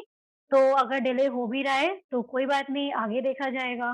तो बस उसी खुद पे भरोसा था और ये पता था कि मतलब हम अभी कंटिन्यू मेहनत कर ही रहे हैं। ठीक है, अब डिले हो रहा है, कुछ कर तो सकते नहीं है और उसी के बारे में सोचते रहने से भी सर कुछ नहीं हो सकता है। तो फ्रेंड्स थे साथ में जो प्रिपरेशन कर रहे थे, फैमिली हमेशा सपोर्टिंग रही और कभी-कभी लोगों के साथ फैमिली से भी सपोर्ट नहीं मिलता है, मतलब बॉयज़ के साथ हुँ। यूजुअली ऐसा होता है, इवन गर्ल्स के साथ भी होता है। तो पेरेंट्स को और सभी को ये समझना चाहिए कि अगर ऑनेस्टली आपके बच्चे अगर पढ़ाई कर रहे हैं, अगर कोई नहीं ऑनेस्टली पढ़ाई नहीं कर रहा है, वो एक अलग मैटर होता है, बट अगर कर रहे हैं, तो फिर थोड़ा-सा पेशेंस रखना पेरेंट्स और रिलेटिव्स को भी बहुत ज़रूरी है। तभी एसएससी में मतलब फाइनल सिलेक्शन अच्छे से हो पाता है। रिलेटिव्स पेशेंस नहीं रख सकते हैं, पेरेंट्स भले ही रख लें। हाँ, तो फिर उन्हें ठीक। इग्नोर करना हमें सीखना राइट, चाहिए। ठीक है। सो अर्चना, आपके सिलेक्शन के बाद गाँव में किस तरह का माहौल है? मतलब गाँव का, जैसे मुझे याद है मैं जब अपने गाँव में था तो वहाँ जब थोड़ा बहुत पढ़ने के बारे में कोई बात करता था तो वहाँ लोग साफ-साफ बोलते थे कि पढ़ने का कोई फ़ायदा नहीं है, तुम्हारी नौकरी नहीं लगनी है तो कोई फ़ायदा नहीं, टाइम पास कर रहे हो अपना, क्यों पढ़ रहे हो? है ना? खेती में ही अपने पिताजी का हाथ बटाओ। लेकिन जब आप कुछ कर जाते हो तो वहाँ एक उदाहरण बन जाते हो आप बाकी लोगों के लिए, राइट? मैं ये जानना चाहता हूँ कि क्या बदलाव आया है आपके सिलेक्शन के बाद? गाँव में किस तरह से लोग आपके सिलेक्शन को देख रहे हैं? क्या इसका असर बाकी लोगों को भी पड़ रहा है कि वो अपनी लड़कियों को आगे बढ़ाएँ पढ़ाने के लिए, तैयारी कराने के लिए? आपके पास क्या लोगों के फ़ोन आते हैं कि हमें गाइड करो कि हम कैसे एग्ज़ाम निकालें? थोड़ा-सा जी, बताइए सर। इसके बारे में।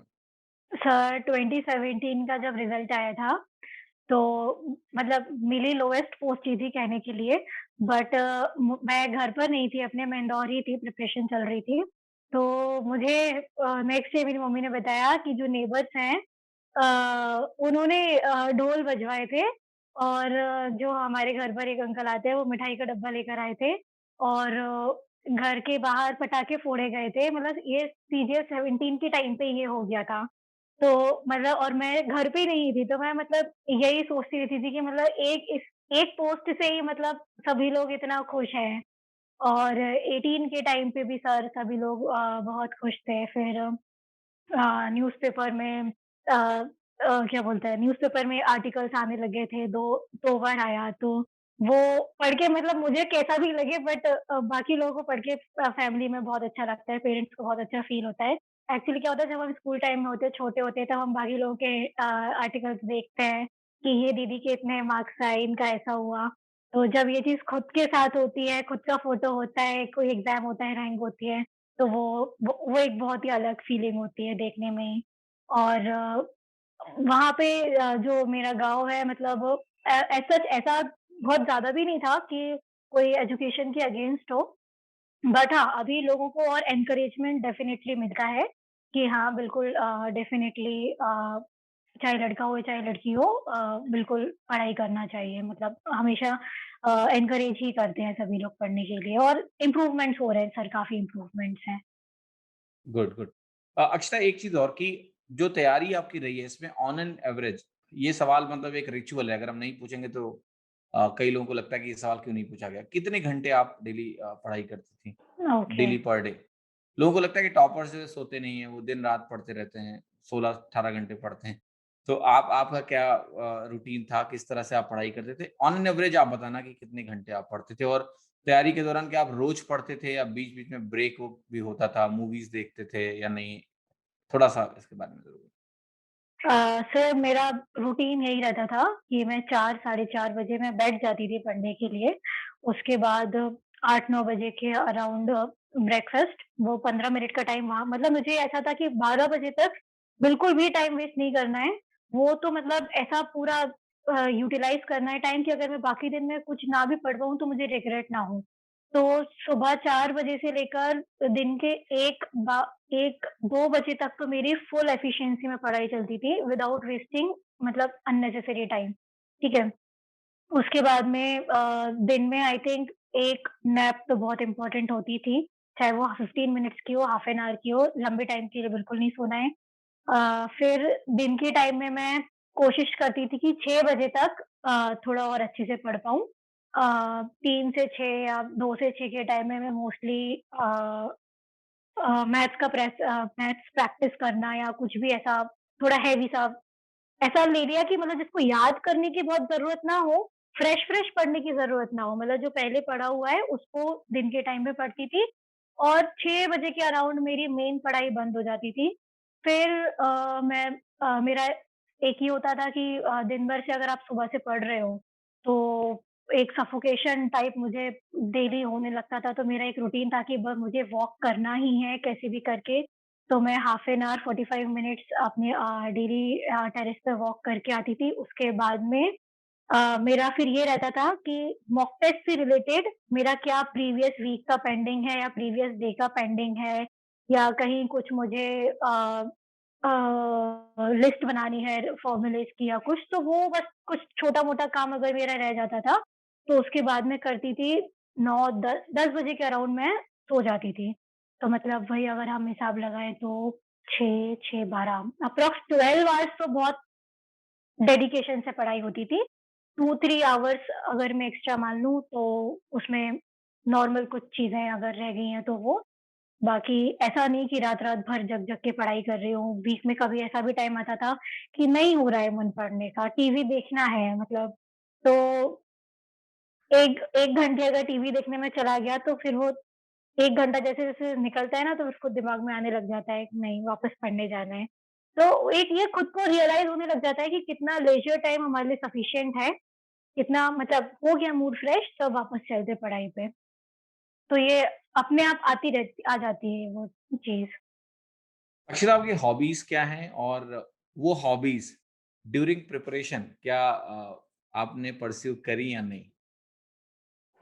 सर सच तो मेरी कोई हॉबी है ही नहीं। पढ़ाई और आपकी हॉबी है, 12 घंटे पढ़ना रोज़। ऐसा तो हॉबी कुछ है ही नहीं। बात हुँ, मतलब कोई क्रिएटिव आर्ट फॉर्म या कुछ भी ऐसा कुछ भी नहीं है। बस ये है कि हाँ, थोड़ा फिज़िकली एक्टिव रहना है, एक्सरसाइज़ करना है या बस वही मेन है और बाकी उसके अलावा तो वेब सीरीज़, मूवीज़ और यही है। अलग से अगर कुछ मैं बात करूँ हॉबी के पर्टिकुलर तो वो कभी कुछ नहीं रहा। स्कूल टाइम में भी कभी कुछ नहीं रहा। और लोग जब इंजीनियरिंग में जॉब की तैयारी करते हैं ना प्लेसमेंट की तो हॉबियाँ बनाते हैं लोग। जी कहते सर, हैं वो बनानी ही पड़ती है। हमारे टाइम पे याद है प्लेसमेंट के टाइम पे सबसे इम्पोर्टेंट हॉबी थी listening to music, listening to music, है यस ना? सर, कि यस सर। उसमें उसमें कहते थे लोग कि कुछ पूछ नहीं पाएँगे वो। हम जी, म्यूज़िक को सुनते हैं, ठीक है? जी। Great, great. सो अभी क्या चेंजेज़ हैं? मतलब once you have joined the job मतलब पहले ये होता है मुझे लगता है कि जब आप तैयारी कर रहे होते हो, तो एक फ्री हो ना, जब आप मन आए जो करो, है ना? पढ़ना है पढ़ो, नहीं पढ़ना है सो गए, है ना? You are ambassador of your life for the day. But अभी जॉब है तो सुबह उठ के जाना है। So do you feel like going to office every day और समटाइम्स लगता है कि क्यों जा रहे हैं ऑफिस? मतलब मैंने ज़्यादा दिन ऑफिस नहीं करी है मतलब अब जब ये तो अपना एग्ज़ाम हो, अपना काम है तो इसमें दिन-रात कुछ नहीं होता है। बट जब मैं ऑफिस था मेरा मुझे याद है, तो कई बार मेरा मन ही नहीं करता था जाने का। So I just want to know your मतलब क्या मन करता है आपका रोज़ ऑफिस जाने का? या लगता है कि बंध गए एक बंधन में इसकी हर मंडे को पहुँच जाना है उठ के? सर एक टाइम तो ऐसा था कि मार्च तक 5 डेज़ अ वीक ऑफ़िस होता ही था। फिर हुँ, जैसे-जैसे हुँ। कोविड आया, तो पहले 50% अटेंडेंस का रूल आया, फिर 15% अटेंडेंस का रूल आया। तो पहले फिर मैं अल्टरनेट डे जाती थी वीक में, फिर वन्स अ वीक भी मुझे ऑफ़िस जाना हुआ करता था। तो इतनी बॉडी को आलस की आदत हो गई थी कि मतलब अब ऐसा लगता है कि फुल अटेंडेंस जब होगा ऑफ़िस जाने का, तो कैसे ऑफ़िस जाया जाएगा? तो अभी बस वही तो अभी वही टेंशन है कि डेली ऑफिस तो कैसे ही मैं जा पाऊँगी। तो अभी अल्टरनेट चल रहा है, तो इंटरेस्ट भी रहता है थोड़ा और ये भी एक पॉज़िटिविटी रहती है कि सैटरडे संडे ऑफ है ही, तो ठीक है 5 दिन निकल जाएँगे और अभी मेरा एक्चुअली ना ऑफिस में पूरा लर्निंग फेज़ चल रहा है।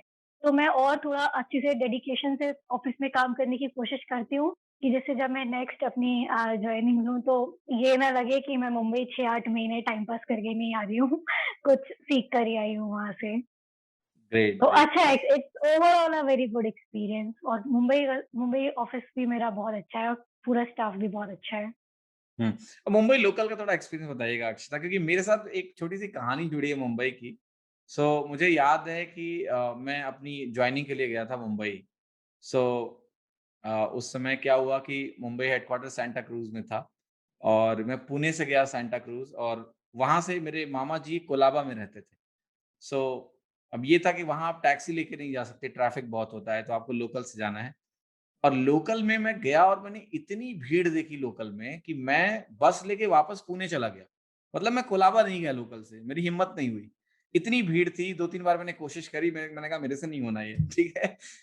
तो मैं 2 दिन पुणे से मैं मुंबई बस से आया हूँ और बस से वापस चला गया हूँ। नेक्स्ट डे फिर मुंबई आया हूँ बस लेके पुणे से। लेकिन मैं विदिन मुंबई मैंने लोकल से ट्रैवल नहीं किया उस टाइम पे। खैर बाद में मैंने एक बार किया बट संडे का दिन था तो इतना भीड़ नहीं मिला। लोकल का क्या एक्सपीरियंस है? क्योंकि मुंबई में जो भी रहता है वो लोकल ज़रूर यूज़ करता है। थोड़ा-सा ज़रूर बताइए? सर मेरा स्टार्टिंग से यही था, एक तो कोविड बहुत था और वैसे भी मुझे ट्रैवलिंग से जैसा आपको है वैसे ही उतना ही मुझे था। तो मेरी कोशिश यही थी कि मैं ऑफ़िस के बिल्कुल पास में ही कहीं अपना पीजी या कुछ भी अकोमोडेशन देख लूँ। तो जैसे ही मैं वीडियो कॉल के थ्रू अपना रूम बुक करके गई थी और मैं अपने पीजी में गई। मैं लिटरली उस रात को ये सोच रही थी मुंबई जाके कि मैं जॉइन करूँ या ना करूँ, नहीं भी करूँगी कोई फैमिली प्रेशर नहीं, नेक्स्ट जॉब आने वाली है, वापस चलते हैं, कोई बात नहीं। क्योंकि वो रूम इतना छोटा था कि मतलब मेरे लिटरली आँसू निकल गए थे। फिर मैंने जैसे-तैसे 3-4 महीने ऑफ़िस के पास में एक लोकेशन में किया, मुझे ट्रैवल बिल्कुल नहीं करना पड़ता था। फिर अभी मुझे काफ़ी ट्रैवल करना पड़ता है। 1 घंटा मुझे लोकल में लग जाता है और अब उस एक्सपीरियंस को कभी-कभी लगता है कि अरे यार! ये गज़ब एक्सपीरियंस है, कभी-कभी लगता है कहाँ आ गए हैं। तो वो सो दोनों अब अभी मिक्स लोकल्स फीलिंग में है। भीड़ भीड़ होती है या कोविड की वज़ह से कम है भीड़ अभी? एक्चुअली बीच में जब कॉमन पब्लिक के लिए अलाउड नहीं था, तब तो बिल्कुल भी रश नहीं था। बट अभी बीच में अलाउड हो गया था या लोग आ जाते थे तो क्राउड पहले जितना तो बिल्कुल भी नहीं है, जो पहले हुआ करता था कोविड के पहले, वो क्राउड तो बिल्कुल भी नहीं है। तो उस तरीके से लोकल अभी सही है। हुँ, कब ग्रेट। ऐसा भी टाइम है आया है लोकल में कि सिर्फ 2 लोग बैठे हुए हैं एक कोच में, तो वो भी टाइम अभी है। That's great. अक्षता, आपका बहुत मज़ा आया आपसे इंटरैक्ट करके और आपकी पूरी स्ट्रैटेजी जान के। आपका क्या मैसेज है जो फ्यूचर एस्पायरिंग बच्चे हैं जो तैयारी कर रहे हैं, अभी उनके लिए एक स्ट्रगल का फेज़ है और क्या मैसेज आप दोगे कि कैसे वो अपनी तैयारी को मेंटेन रखें? अभी डबल प्रॉब्लम चल रही है, एक तो कॉम्पिटिशन में डिलेज़ भी होते जा रहे हैं बिकॉज़ ऑफ कोविड और कोविड की वजह से एक अलग से साइकोलॉजिकल इम्पैक्ट सबके ऊपर है। ऊपर से कन्फ्यूज़न भी बच्चों के अंदर है कि 2021 का एग्ज़ाम सीईटी के थ्रू होगा। तो उनके लिए 2020 का जो अभी अटेम्प्ट है वो बहुत महत्वपूर्ण है और आपका इंटरव्यू जब पब्लिश होगा उसके शायद 20 डेज़ बाद उनका एग्ज़ाम भी होगा। क्या मैसेज है आपका उन एस्पिरेंट्स के लिए जो सीजीएल एग्ज़ाम को क्रैक करना चाहते हैं टॉप रैंक के साथ? सर एक तो अभी जो सीजीएल 19 का मार्क्स जो आए हैं, वो देखने के बाद में तो इतना लकी फ़ील हो रहा है कि बस सही टाइम पे सीजीएल दे लिया और हो गया। बाकी जिन लोगों का ने सीजीएल 19 दिया है, चाहे किसी के अच्छे मार्क्स भी हो या बेकार, मोस्टली मुझे तो सारे मतलब सभी के साथ ऐसे ही लग रहा है, सभी के साथ बेकार हुआ है। तो ऐसा जो फ़ेज़ ये चल रहा है और इसमें अभी ये 2020 भी देना है सेम प्रोसीजर के साथ में बच्चों को, तो मतलब बहुत ज़्यादा मेंटली स्ट्रॉन्ग होना एक बड़ी बात है और अगर ये सब ना भी हो तब भी एसएससी एक ऐसी एग्ज़ाम प्रोसेस है कि पेशेंस आपने जहाँ छोड़ा वहाँ आपकी प्रिपरेशन स्टॉप हो, पॉज़ लग जाएगा उसमें। तो पेशेंस रखना एक बहुत बड़ी बात है और आपको पेशेंस रखना ही पड़ेगा। अगर आपके पास कोई और ऑप्शन है तो कोई फिर तो बात ही नहीं है। अगर कोई ऑप्शन नहीं है, आपको पता है कि आपको एसएससी ही करनी है, अब करना तो है ही, तो उसको खुशी-खुशी कर लें वो बेटर है। कुछ लोग ऐसे सैड हो के पढ़ते हैं कि अरे यार! पढ़ना ही पड़ेगा। तो अगर पढ़ ही रहे हैं तो फिर एक अच्छे से एक पॉज़िटिव माइंडसेट के साथ पढ़ाई करें, अब रिज़ल्ट तो जो होना आना होगा वो आएगा ही। तो पेशेंस हमेशा बनाए रखें और पढ़ाई तो पूरी डेडिकेशन से करनी ही पड़ेगी सभी को। और अब जो एसएससी का सिनेरियो चल रहा है नॉर्मलाइज़ेशन और उसका, तो अब उसमें स्टूडेंट्स तो अभी एज़ ऑफ नाउ कुछ कर नहीं सकते हैं, वो सिर्फ़ पढ़ाई कर सकते हैं। तो उनको सिर्फ़ अपनी पढ़ाई पे ही फ़ोकस करना चाहिए, बाकी रिज़ल्ट तो फिर होगा जो भी होगा। अक्षता, बहुत अच्छा लगा आपसे बात करके और जो भी लोग हैं जो रेमो विद टॉपर शो को देखते हैं, मुझे पूरी उम्मीद है कि आपको इस इंटरव्यू में मज़ा ज़रूर आया होगा, लेकिन आपके कई सारे ऐसे सवाल होंगे जो मैं नहीं पूछ पाया हूँगा, क्योंकि लिमिटेड टाइम फॉर्मेट है तो कई सवाल छूट जाते हैं। तो मैं आप सभी से रिक्वेस्ट करूँगा कि आप कमेंट में वो क्वेश्चंस डालें, जो जो शायद सवाल आप अक्षता से पूछना चाहते हो, और मैं अक्षता से भी रिक्वेस्ट करूँगा कि वो उन कमेंट्स को ज़रूर पढ़ें, और अगर वो वहाँ कुछ 1-2 रिप्लाई कर सकती हैं तो वो ज़रूर करेंगी। सो आप सभी का बहुत-बहुत धन्यवाद ये शो देखने के लिए, और अक्षिता, आपका इस शो में आने के लिए बहुत-बहुत शुक्रिया। थैंक यू सो मच, और आपके भविष्य के लिए आपको बहुत-बहुत शुभकामनाएँ। So thank you so much for having me here. Really, thank you.